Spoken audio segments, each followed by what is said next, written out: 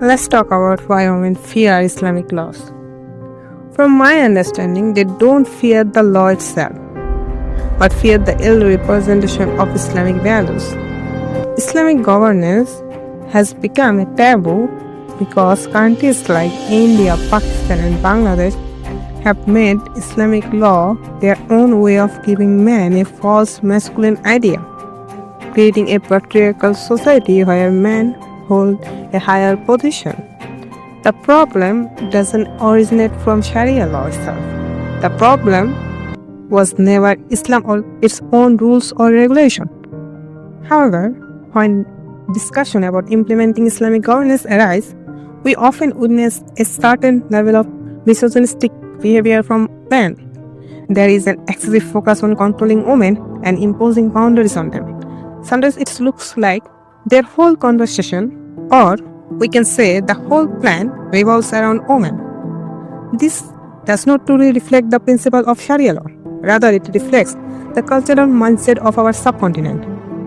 It is rooted in our societal upbringings and norms. It is what our society taught us. But Islam shows women due respect and dignity.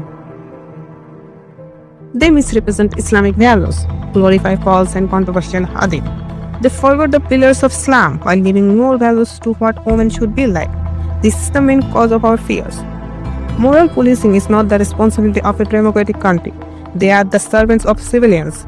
Their job is to make it easier for citizens to express their personal beliefs. Pressuring religion is not the way it was supposed to work. It was the other way around. They were supposed to create a moral standard so that modesty comes naturally. Religion should come from one's own will, not through terrorizing people. That's when the oppressed party chose to become violent, and it is what led to Islamophobia. The problem was never Islam or Islamic law. The real issue has always been certain societies where authority, because of physical strength and social power, believed they had the right to oppress others. And this is when feminism became a hated word in my subcontinent. Islam is not opposed to feminism. In many ways, it can be seen as one of the earliest frameworks that recognize women's rights. Long before Western cultures widely adopted feminist ideas, Islam granted women right and dignity. Now let's educate ourselves about what feminism means in general. Feminism was never meant to be about hating men or fighting against them. It was created to secure basic human rights for women. The right to vote, the right to own property, the right to do businesses, and the right to make their own choices rather than being treated as a possession. When I speak about feminism, I do not mean physical competition with men. I am not asking to fight a 100-kilo man and win. I cannot compete with him physically. And that was never the point. What I mean by equality is simple.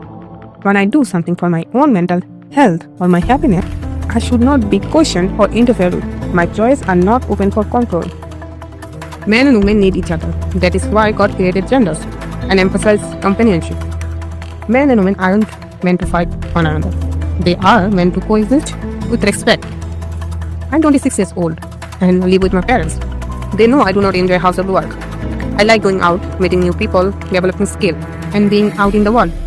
This doesn't mean I think household work is unimportant. It is important. But I want to build my identity beyond the home. I want the freedom to do work I love, and I do not believe that is wrong. Being a woman does not give anyone the right to expect me to cook, stay home, or sacrifice my ambitions. These things must be a choice, not assumption. I strongly disagree with how the Western world often presents women as product. Women are marketed like software, and I do not support that. At the same time, I also reject the opposite extreme found in our society. Many men believe women should not work, or that working women must carry double responsibilities while receiving no support at home. They assume household work is solely a woman's duty and excuse themselves from shared responsibility. That mindset is equally wrong.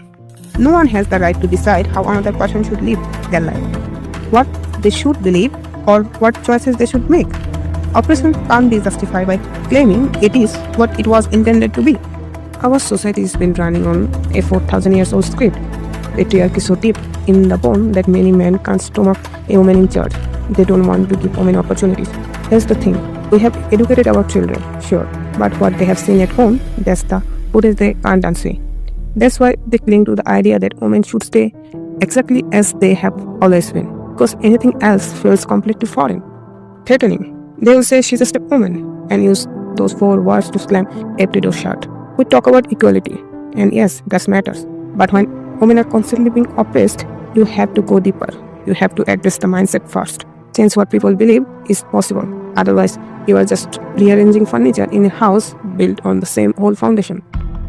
The original feminist movement was about fundamental rights: the right to vote, the right to education, the right to own property, the right to have a bank account, the right to make personal choices, the right not to be owned. It was never meant to be about rejecting men, rejecting children, or turning women's bodies into commodities. I do not see men promoting their bodies as products, and I do not believe women should be treated that way either. If someone chooses to dress or live differently, that is their right, but that is not the core of feminism. Feminism is about rights, dignity, opportunity, and freedom.